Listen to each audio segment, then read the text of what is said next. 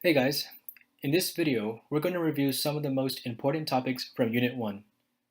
Not only will this help with Unit 1, but building a strong foundation of these fundamentals should set you up well for the later units to come. Physics can be overwhelming. However, we believe that you can break it down by learning how to approach problems in a systematic way and by practicing good problem-solving habits. In the first half of this video, we'll discuss some key terms and concepts. Then, we'll go over some equations and work out examples. I highly recommend that you follow along with our Unit 1 summary document, which is linked in the description below.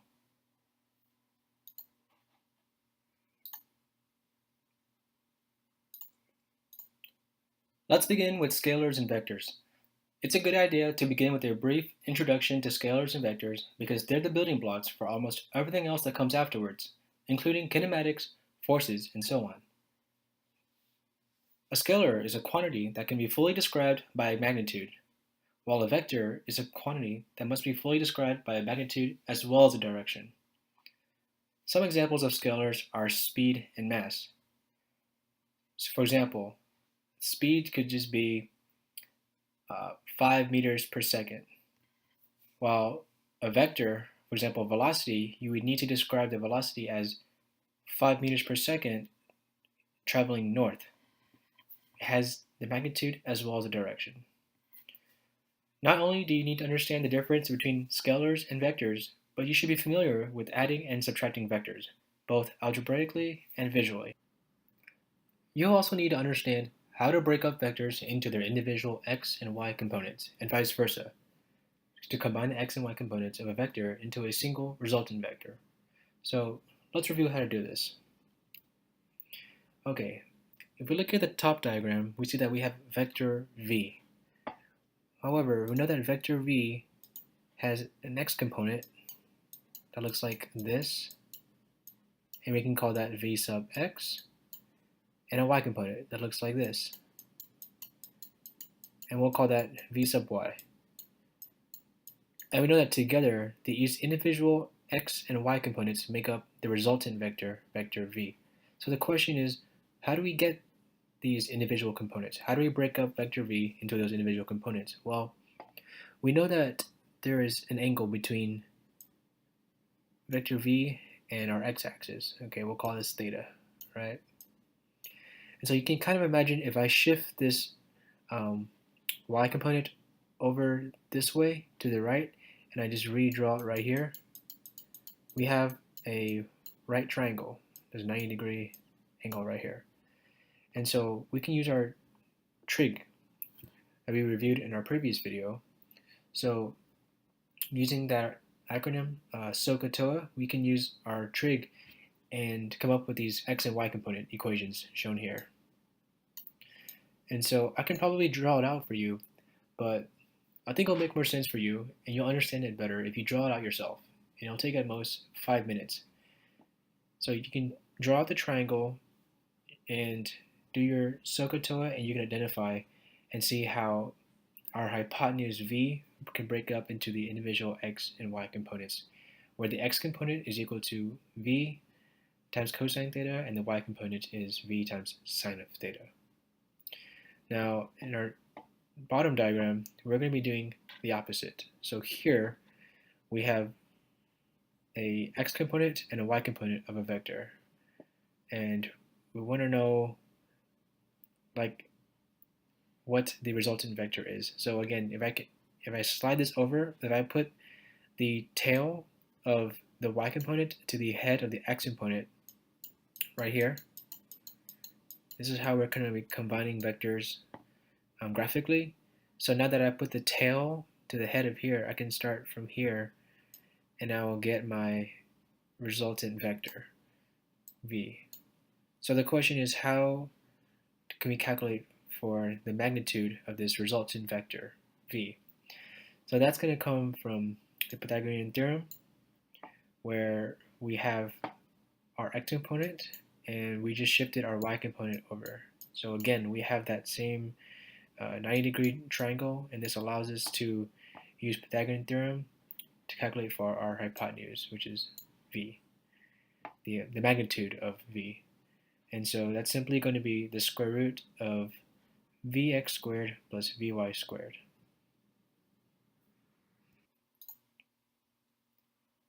Alright, now that we know what scalars and vectors are, let's dive into kinematics, which is the study of motion, and we'll begin with distance versus displacement. So, first off, let's define each term. You can think of distance as the total amount traveled, while displacement, you can think of it as the net amount traveled. So, you can think of distance as how far have I gone, while displacement is more how far have I gone from where I started, or final minus initial. So because of that, distance is actually a scalar, while displacement is a vector. This would make more sense if we think about a track.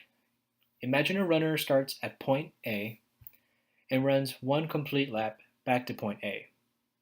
His distance is 400 meters if it's a standard size track, but his displacement would be 0 in that case because his initial position is the same as his final position, and so the net amount that he's traveled is 0. Another example is you can think of a number line. So imagine we're on this line, and this is my starting point right here. If I started here and at the end my final position is over here, then you could say that the displacement is negative some amount right here. And so in this case, this is the negative direction, and this was the positive direction. So you see how we have a magnitude, which is, in this case, we'll just call it x, as well as a direction. Our displacement was negative x meters from our initial position. But our distance would just be x without the negative sign.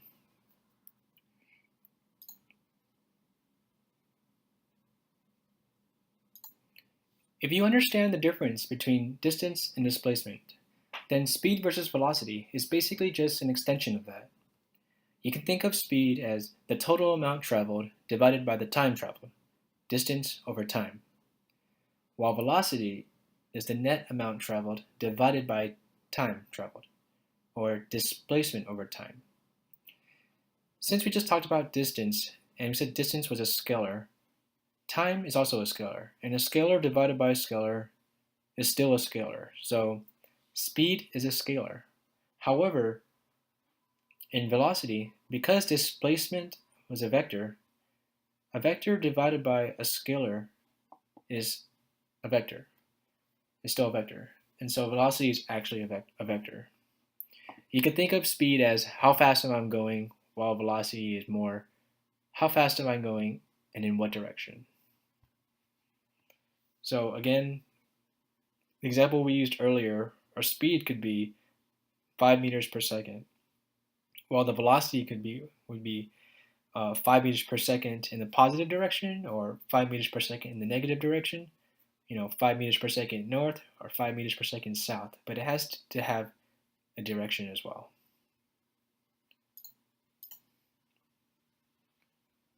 Alright, now let's shift gears a bit and talk about forces. Two forces that you'll see a lot of are weight and normal force. You can think of weight as the force exerted by gravity, and this generally acts downwards. The equation for weight is weight, or W, is equal to mass, or m, times gravity, or g, where in this case, the g, gravity, acceleration of gravity, is equal to 9.81 meters per second squared. Now, the normal force, I know it sounds a little funny, but it's just another word for perpendicular. So it is actually the force that's acting perpendicular to a surface. So you can think of, if I have a surface, then what is perpendicular to this would be in this direction, because perpendicular means forming 90 degrees. And so in this case, the normal force is exerted by the surface, so it will be acting in this direction.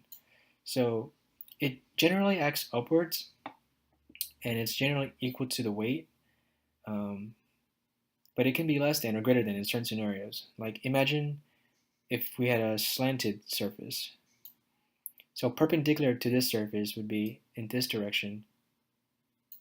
So it generally acts upwards, but not all the time. And another thing to pay attention to is, so let's say we had a box right here that was resting on the surface, right? So we said that the weight generally acts downwards. So the weight, let's call this W, and let's call this the normal force.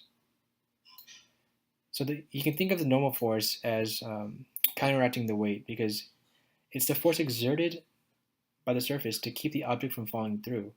We know that this object has a certain weight, and if the surface didn't counteract that or balance that out, then the object would just fall right through that surface.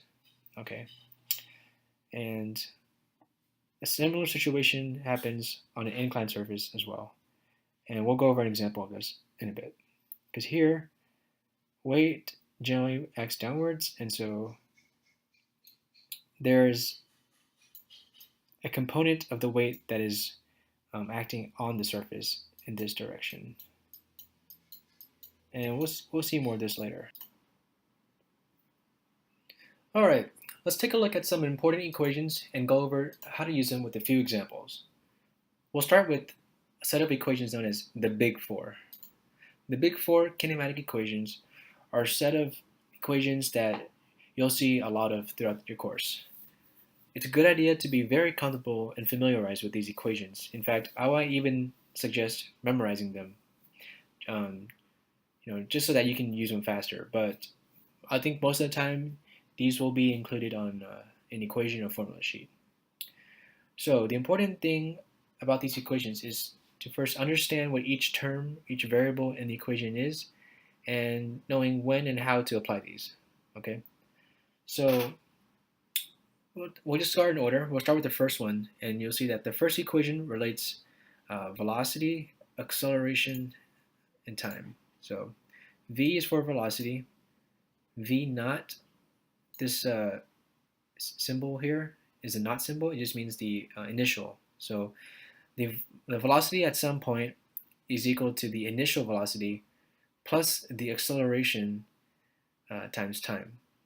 So the important thing to note here is we did not include it here, but these equations are shown for one dimension, okay? But the exact set of equations here can be applied to both dimensions. So if we're talking about the x component, then if you want to be more specific, you can add a subscript right here. So you can put an x right here to indicate that, okay, the velocity in the x component is equal to the initial velocity in the x component plus the acceleration in the x component times time. And same thing can be done for the y component. Okay, so that's what I mean by these equations can be applied to both 1D and 2D problems, in which case in 2D problems you might have to use a combination of both x and y. Alright, let's look at the second equation here. So the second equation says x, so clearly here we are having it shown for the x component, but again, you can simply swap out the x's for y's and it'll be the exact same. Okay, so the x position at some point in time is equal to the original or the initial x position plus the initial velocity in the x component times the amount of time that's passed, amount of time, plus half of the acceleration in the x component multiplied by t squared. Okay? Alright, so the third equation of the big three relates velocity, v squared, so the square of the velocity, the initial velocity squared, the acceleration, and the change in position. In this case, again, we're talking about the x component. So if you wanted to be more specific, this could read the velocity squared in the x component is equal to its original velocity squared, again, in the x component, plus 2 times the acceleration in the x component times delta x. The symbol is the delta symbol, and it just means the change in or final x position minus the initial x position. Okay. And lastly, of the big four, this equation is for calculating the average velocity, or we're going to call it v average. And this is equal to 1/2 times the initial velocity plus the final velocity. So in this case, we decided to use 1 and 2 as our subscripts, but you could easily swap the 1 and the 2 with, you know, this is equal to 1/2, times v initial plus v final. So, if you've seen our other video where we talked about subscripts, you'll see that the one with the not means the initial, and the one without the symbol means final. So, but the key thing here is that this is how you calculate the average velocity. Okay. So now that we know these equations, let's try to apply these in an example problem. And you'll notice that any combination of these equations will probably work and will probably get you to the solution. However, there's usually always one that's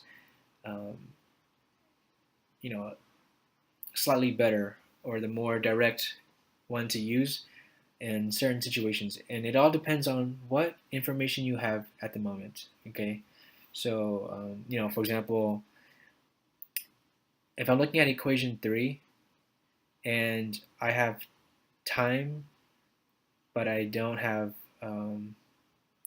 delta x, then I may not want to use equation 3.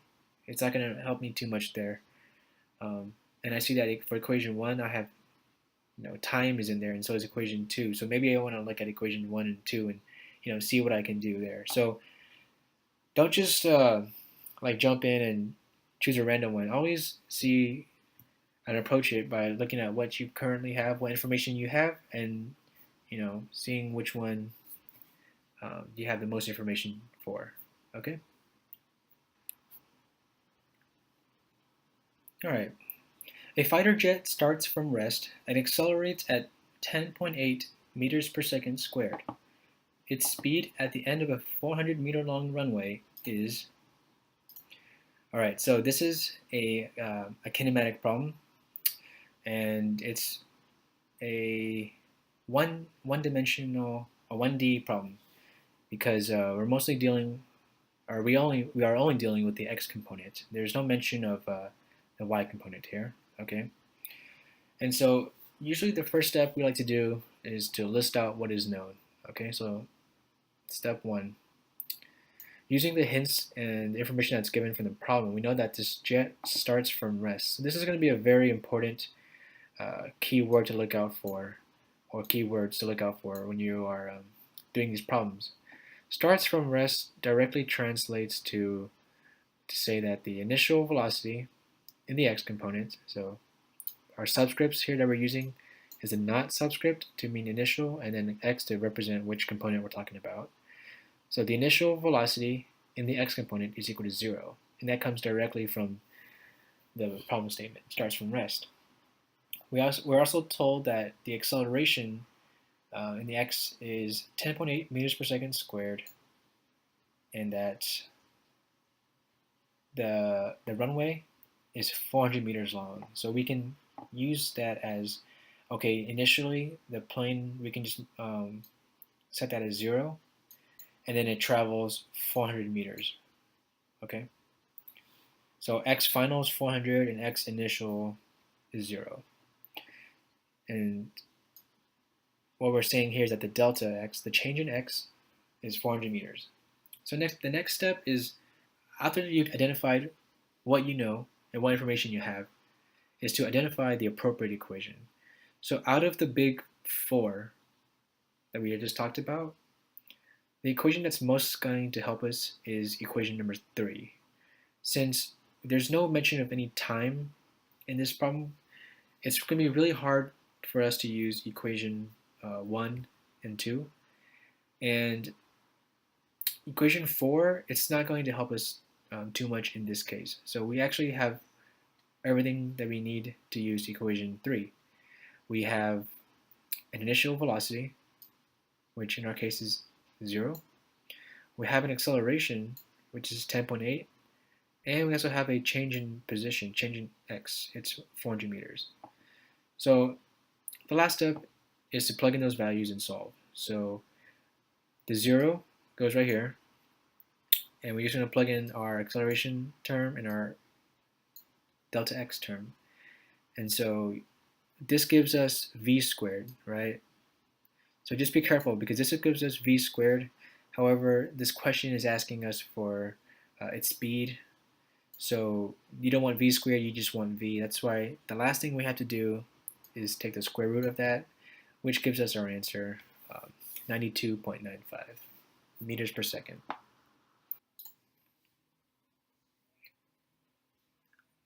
Okay, let's talk about another class of problems, free fall and projectile motion.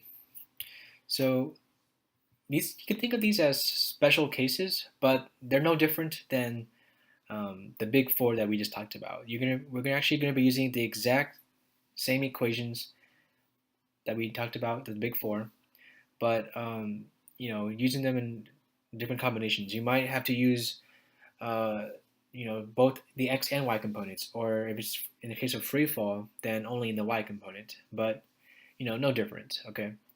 So with free fall, the motion is happening only in the y component, but it doesn't mean that the object has to be only falling, like being dropped. You could throw the object up and then it'll come back down. That's still an example of free fall. It doesn't have to just be simply dropped. Okay. And projectile motion, I like to think of a cannon or firing a cannonball from a cannon. So the motion is going to look something like this. It's going to have motion in both the x and in the y component. Okay.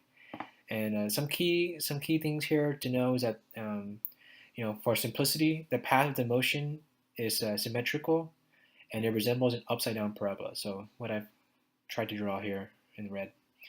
And again, the most important thing to know is that there is no acceleration in the x direction. Okay, so whatever x velocity was at the beginning, or whatever the initial x velocity was, by the time it lands, or by the time it gets right before it lands, that x velocity should be the same.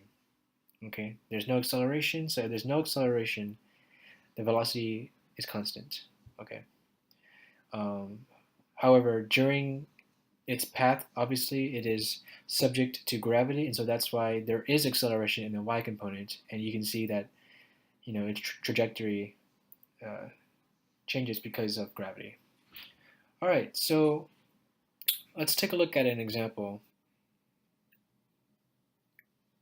Here's an example of a projectile motion problem where we'll be applying our kinematic equations mentioned earlier. A dolphin jumps out of the pool to take the fish offered to it by a SeaWorld trainer.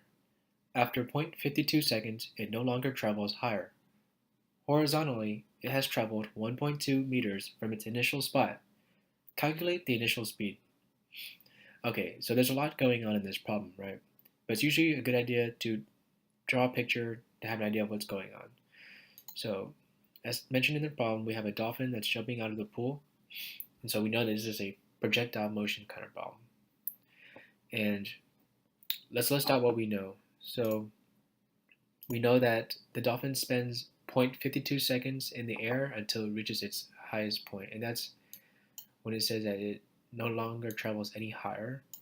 And so at the highest point in its path, that's a big hint too, because that means that its velocity in the y component, v sub y, is 0. Okay. Then we're also told that it has traveled 1.2 meters from its initial spot. So right here, the distance from when it gets out of the water to when it re-enters the water is 1.2 meters.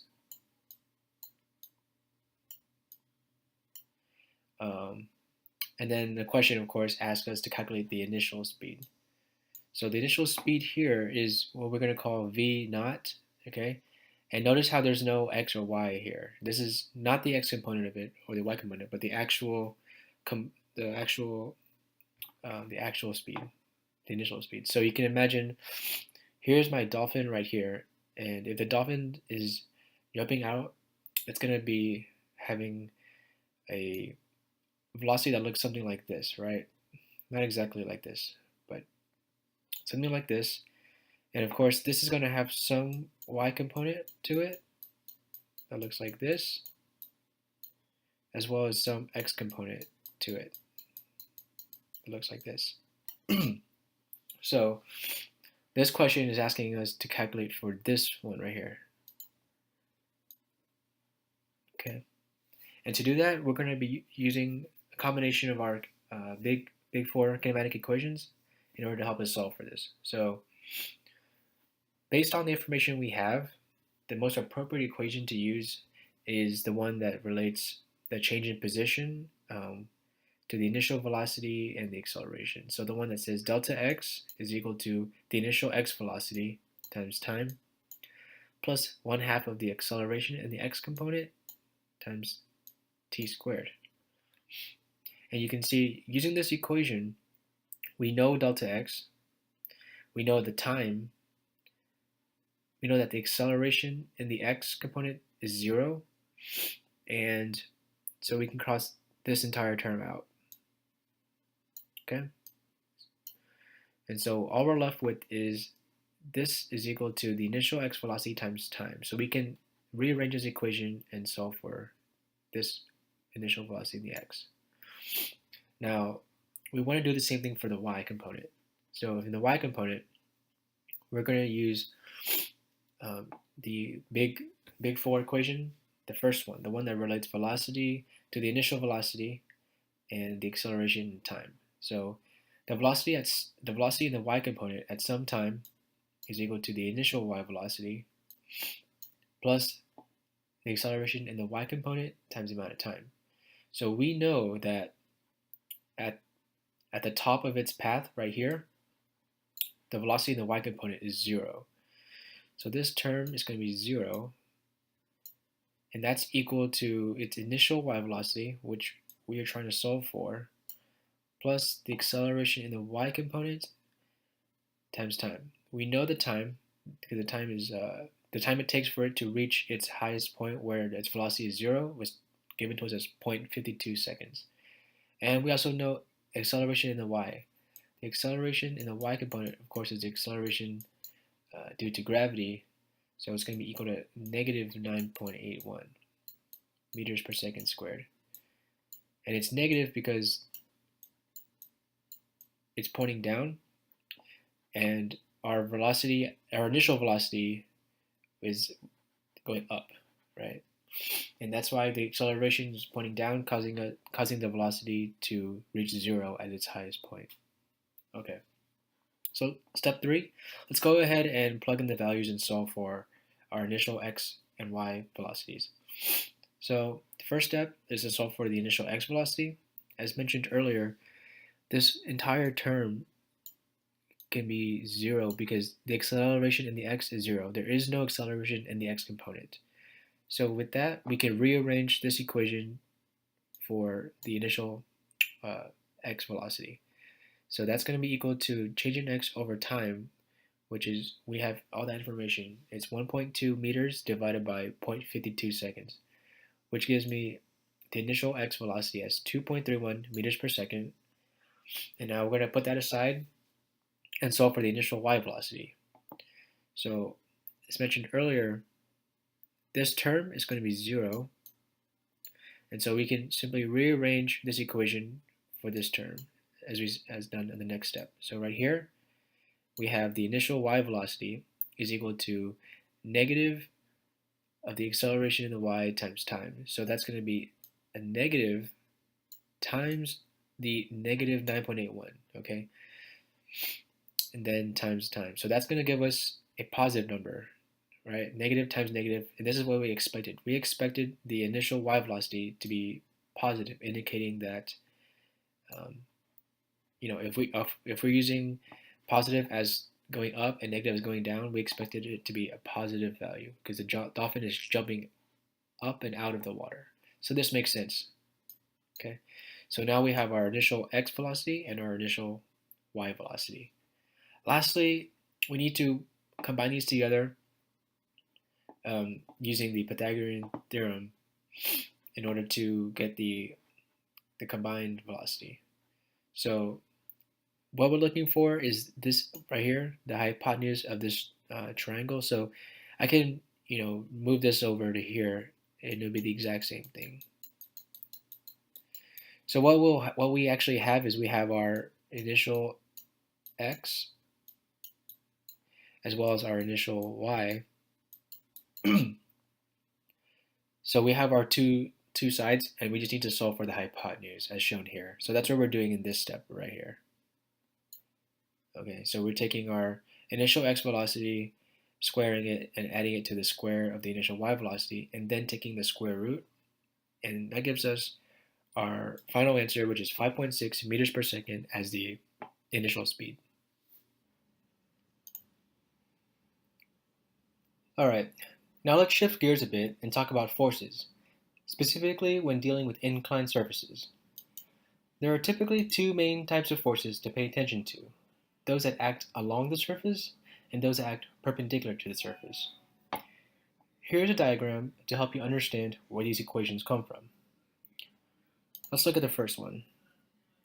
So forces that are acting along the surface, so either in this direction or in this direction, we'll be using mg sine of theta, where theta is the angle right here. And then the other forces to think about are those that are acting perpendicular to the surface, so those that are acting in this direction. Okay, so here this diagram is to help you understand where these equations come from.